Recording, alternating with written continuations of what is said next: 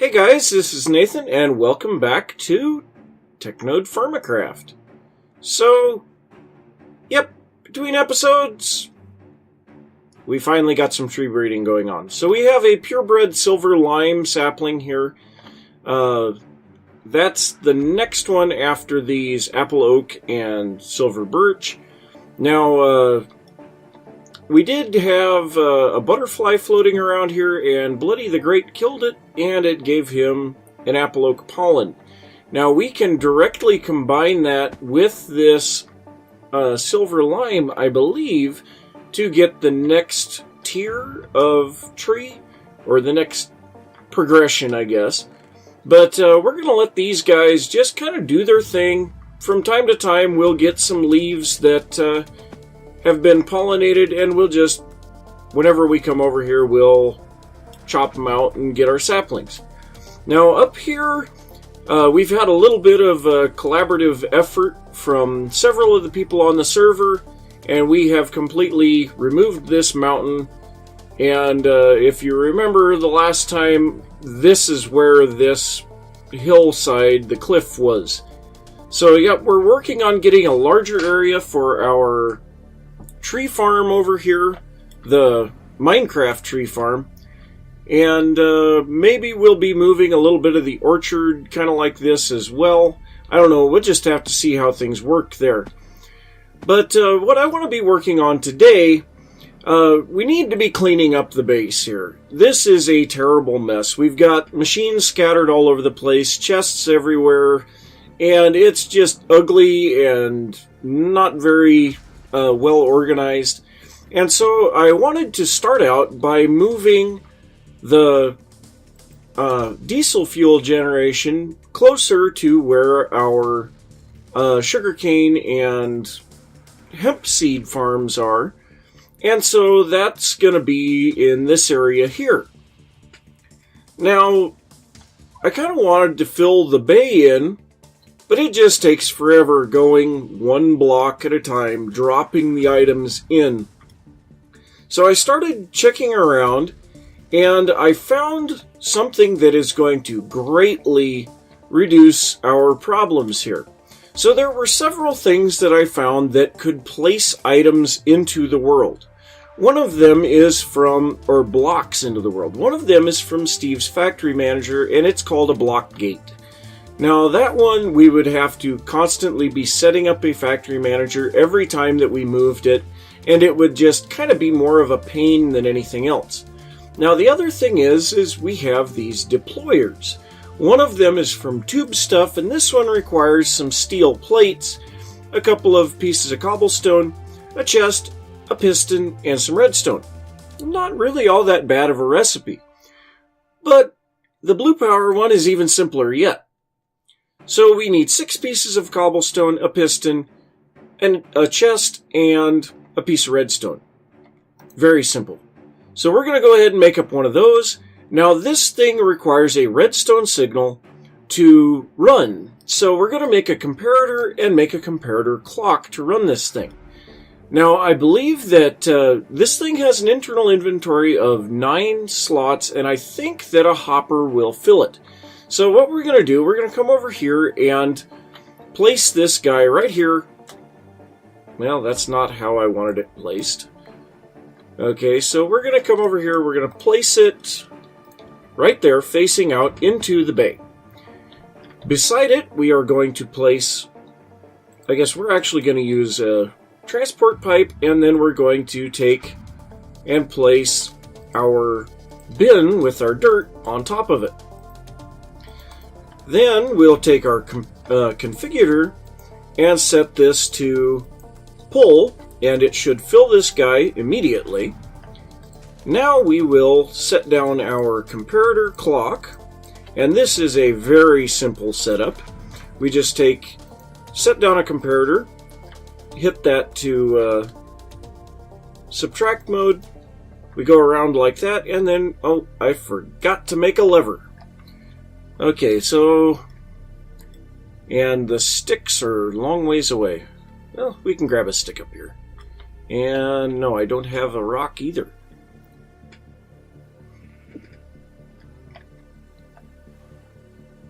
So we'll grab a stick, maybe, and then we need a rock. I don't have any rocks. Well, this is a little bit irritating. Okay, there's a rock. So we'll go ahead and make ourselves a lever.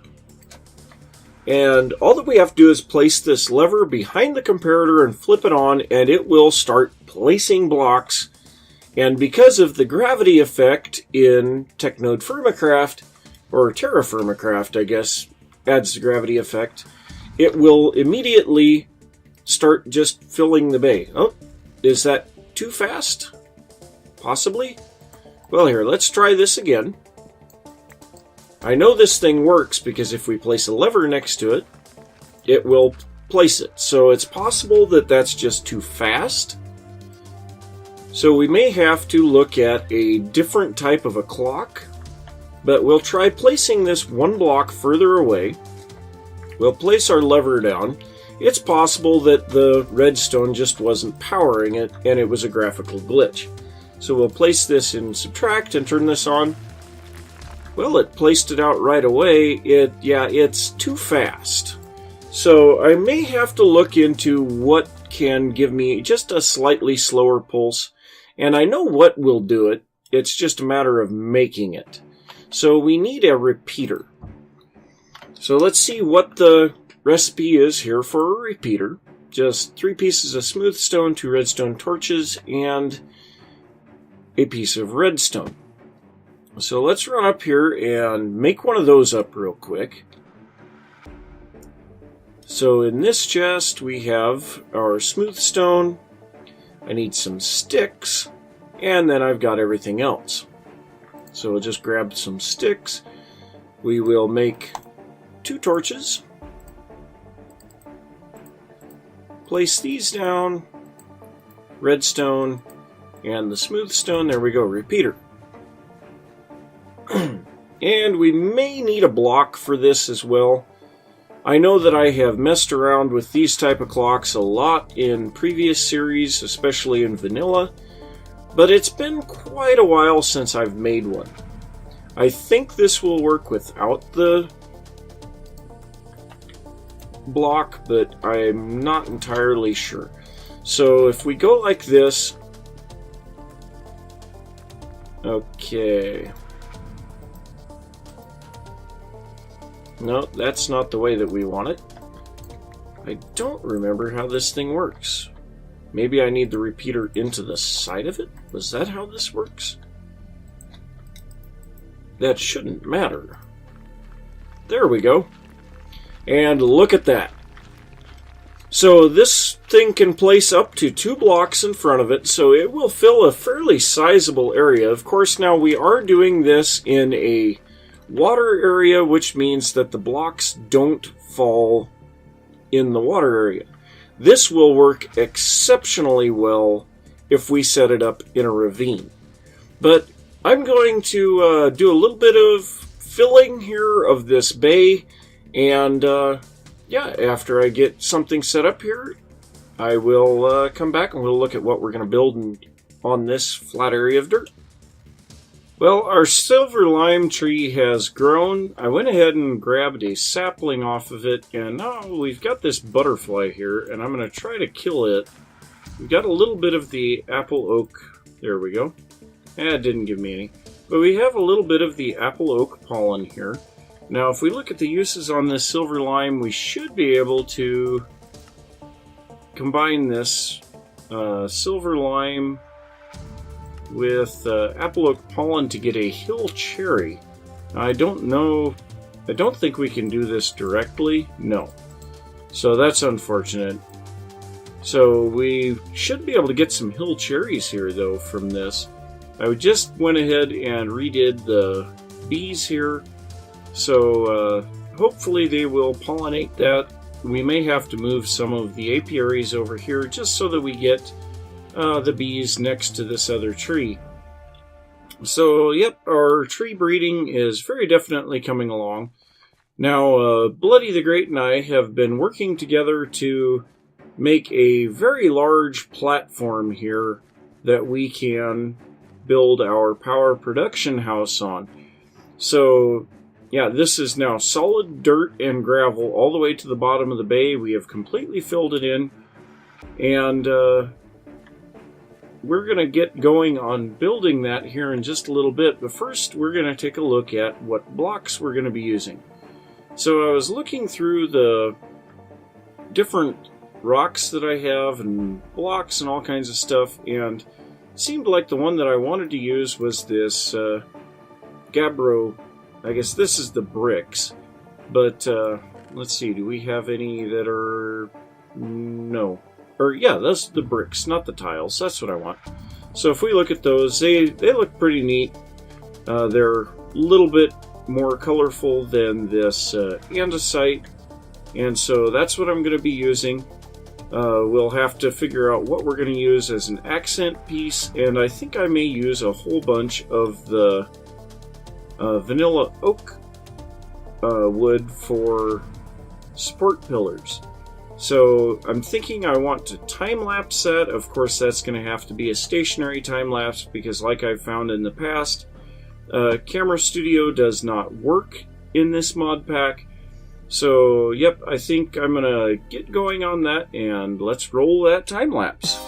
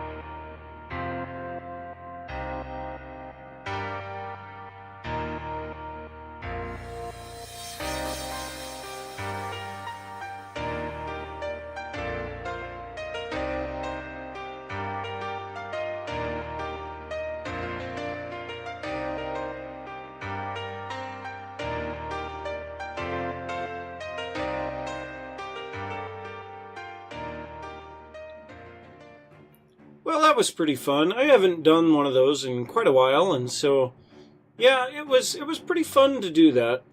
But, of course, if you did enjoy the time-lapse, let me know. Give me a thumbs up. That's greatly appreciated. So there's a few things that I'd like to talk about here in what I've done. Now, of course, this is just the main structure of the farm, and so there's a lot of things to add to it yet. Obviously, we haven't skinned it or anything like that, so there's no building around it, but this is the main portion of the mechanism. So the first thing is you'll notice that this dirt is staying put. So one thing about dirt in TerraFirmaCraft is that if you till it, it doesn't fall. So for that reason, I was able to greatly compact the height of this. Otherwise, it would have been even taller yet to get these 5 layers that I have for each one. Now, the other thing is I have this glass here in the center. Now, the glass, of course, is to keep things from flying all the way across. And there's Bloody right there. He's been doing a lot of work here, and we'll take a look at what he's been doing in just a little bit. But so when the pistons hit either the sugarcane or the hemp, we're going to end up with stuff flying out away from the pistons. So we want the glass here in the center to keep that stuff from flying all the way over and landing on the other side. So that's the idea in that. And there's one other thing that I ran into that was a little bit of an issue here, and that is on this side it's really easy to power the pistons. So if we place a block here and place a redstone torch down, these pistons extend. But now if we come over here to the other side, we couldn't do that because there's water back here. So we couldn't place the redstone right up against the pistons. We had to put it one block above. So what we're going to end up having to do is power the first piston, and then the rest of them will fire at the same time. So if we place this here, you can hear nothing happened. But these pistons are bud powered. So no matter what, if we were to give these guys an update, they all fire. And the reason for that is that the first piston head updates the next piston, and then that one updates the next piston, and the next piston, and so on down the line. So we're going to have to set up a fairly complex circuit here to allow that to work, because we also have to update this first piston when we turn off the signal as well. So that's going to be kind of an interesting one to figure out, and I'll do a little bit of experimenting with it, but that's a couple of the issues that we've got to work out. So you can see now without the block there and without the power, those pulled back. So, yep, the other thing is down here we've got water collection and then hoppers. Those are currently going to be dumping into a chest, and then we'll pull the stuff out from there. So let's come over here and take a look at what Bloody has been working on. So we have been really working on getting a lot of production going on here with our ore processing and such. So we moved the chemical injection chamber from over here to right next to the the purifying factory.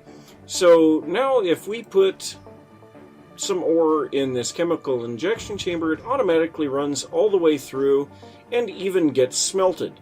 Now, because of that, we're getting a lot, and I mean a lot, of resources. So we have 1,431 of the wrought iron ingots currently. That is quite impressive. We have a whole bunch of the copper, which Bloody has been using to try to increase his blacksmithing skill. And then we've also been working on getting the higher tiered steels as well, the red, blue, and black. And I think we're making those into sheets, yep, so that we can make additional refrigerated chests. So I think we're going to try to get away from using the pickling and such for food preservation, because we've found that this really doesn't do anything. And there we go, we've already got sheets ready for 2 refrigerators, and that is awesome.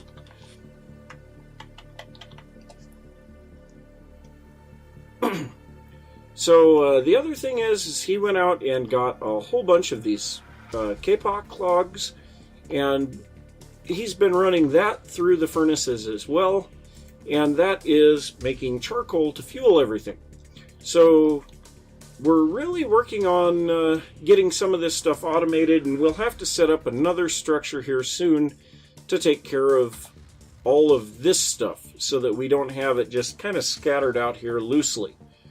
So the next thing is we're going to have to take all of this stuff down. Now, before we can do that, I really want to get all of the plant oil. And yes, I noticed this graphical glitch here the other day. When we mouse over the tank inventories on these, you notice the sky inverts. It's really weird. And it works in all of these machines. I don't know why it does that, but it's just a weird graphical glitch. But so what I'm going to have to do, I'm probably going to have to make up a bunch of the mechanism tanks to hold all of this stuff. And we'll start by emptying out the fermenter and the squeezer. And then we'll work on getting the refinery, because obviously it's going to have to make a little bit more biodiesel. Now the other thing is that I did take a little bit of the biodiesel and put it into these open blocks tanks. So we do have a bunch of that. So yep, the next thing is I'm going to get all of this emptied out. We're going to pull down these machines here, and we're going to go set them up next to our tower of farms, and we'll also work on getting that redstone functional there. So I'm going to get a little bit of stuff done here, and I'll be back in a little bit. And with that, we have this system working. So I farted around with this redstone for some time trying to make it work, and I realized that I could just use a factory manager with a redstone emitter. And the recipe on this guy is pretty simple. It is one of our inventory cables, 3 pieces of redstone, a hammer, and a chisel. So that's not too bad. I've got 9 of those, 5 on this side and 4 on this side, and then I have a factory manager running each one. Now I have these guys set at a 100-second interval, and I'll just kind of keep an eye on it, see how things go. Now, of course, our seeds have not fully grown. Some of them have, some of them have not. Of course, the sugarcane goes straight from the beginning, so that's no big deal. And we're having all of that dumped down here into the chest, and then I've got a logistics transporter pulling those out and sending them to the squeezer and the fermenter. So on top of there, I have our bins for the seeds and reeds that we had from before, and that will slowly get used up as the farm doesn't produce enough. And we'll just have to see how things go with that. If the farm is not producing enough, we can very easily add to the top of it, or possibly build another one over here.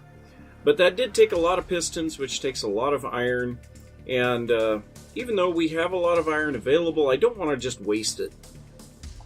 So we also have a little bit of extra plant oil here that I sucked out of these things before. Why do I have the plant oil by the fermenter and the ethanol by the squeezer? I don't know. I screwed that up, but that's okay.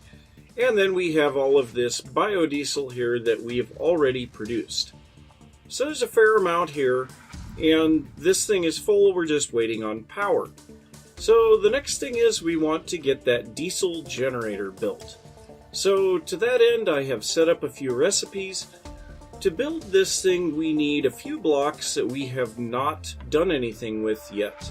So first off, we have these radiator blocks. They take 4 copper ingots, 4 steel, and a wooden bucket of water. You can also use a red steel bucket, or it doesn't have to be fresh water. I think it can be salt water as well. But we need 3 recipes of this because we need 9 of them and we only get 4 per recipe. So that kind of stinks, but that works. So we've got 12 of those, and now over here we need 6 generator blocks. So we need 2 recipes here. This is 2 electrum, 6 steel, and 2 kinetic dynamos. So I tore down a second wind generator so that we would have the kinetic dynamo, but this will give us our generator blocks that we need. Now the next thing is we need a whole bunch of the heavy engineering blocks. Well, for that we need a whole bunch of these steel mechanical components, a bunch of steel, some pistons, and some electrum. So I needed, I think it was 27 of these, so there's 28. So we should have everything that we need now to build this thing. So what we want to do is come over here and we'll set this up. And I think what we're probably going to do, I think I'm going to do just like I had before. We're going to break these tanks out of here. And, sorry, bloody.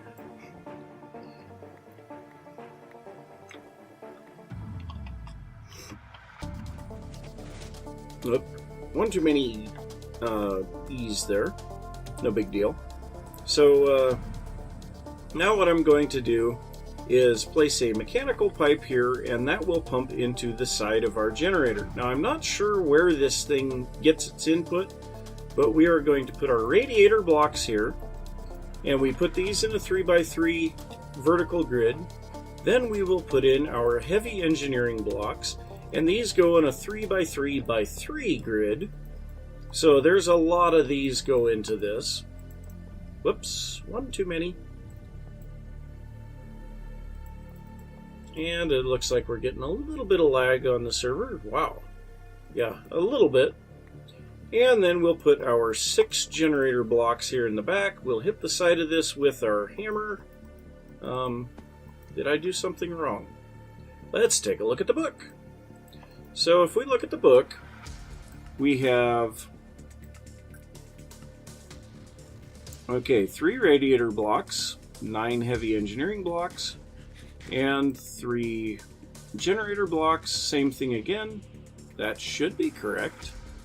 So is there something else that I'm not doing right? Or are these supposed to be light engineering blocks? I think they're heavy. They might be light engineering blocks. Well, we have a whole bunch of those already made up. So, I don't know. We'll just try that and see if that works. If these are light engineering blocks, I'm going to be kicking myself because, well, quite frankly, we spent a bunch of time making steel to make those. So let's take a look here. Well, one more time. They sure look like heavy engineering blocks to me. But we'll give this a try. So we'll go ahead and break these 27 heavy engineering blocks out and try replacing them with light engineering blocks. I don't think this is right, but yeah, we'll give it a try. I don't think anything else is interfering with this. We're not up against the other machine or anything like that. Well, let's try this. Nope. Well, something's not right here. Let's try removing this pipe for now. And then well, let's try this one more time. No. Okay. Unless we have to hit it in a different spot, maybe? I always thought that it didn't matter. Well, let's switch back to the heavy engineering blocks and just see if this works now. I don't know what's going on for sure, but hopefully this is working. That would kind of stink if it wasn't. But, yeah, let's try this now. No? Ah, there we go. Alright. So we got ourselves a diesel generator here. So apparently it was the pipe there that was causing the problem. Now I think we actually have the inputs here on the back. So what I think I'm going to do here, I am going to place these tanks right here. And then we're going to place our mechanical pipe right here. So that will give us a buffer against overflowing the refinery, and we should get diesel into our generator now. So if I remember right, there's a port somewhere on this thing. Yep, up there. Oh, that's not going to work. We're going to have to move this thing, but we have to supply a redstone signal to this thing in order to be able to turn it on. So what I'm going to do, I'm going to take this thing back down, and my gosh, that thing looks cool. But I'm going to take it back down, move it over a little, make sure that we've got room for everything, and then I will be back. So really quickly here, we're going to make some medium voltage capacitors, and I'm going to make a whole bunch of these because I don't know how much power this thing is going to produce. So I found out by reading in the engineer's manual that we could turn the direction of the generator just by right-clicking on the top center generator block. So you can see if we go like this, it switches sides. Now this lever is no longer on the out port, but now it is, so that should be where we want it. And we're going to place these capacitors here on top of this thing, and this should start filling them as soon as we turn this on. No, we're still not getting any power out of this thing.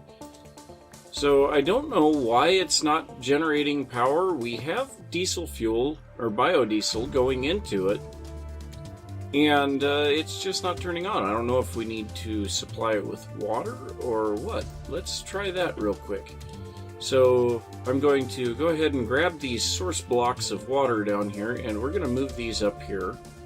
Yeah, what are we doing? We have better tools for digging than a bucket. So we're going to place this here. We're going to grab the other one because we really don't need that water down there anyway. Make ourselves an infinite spring and just see here. Well, no, that doesn't work.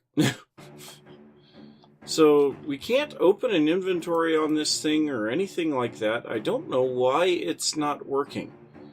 May have to do a little bit of research between episodes to figure out what's going on with that.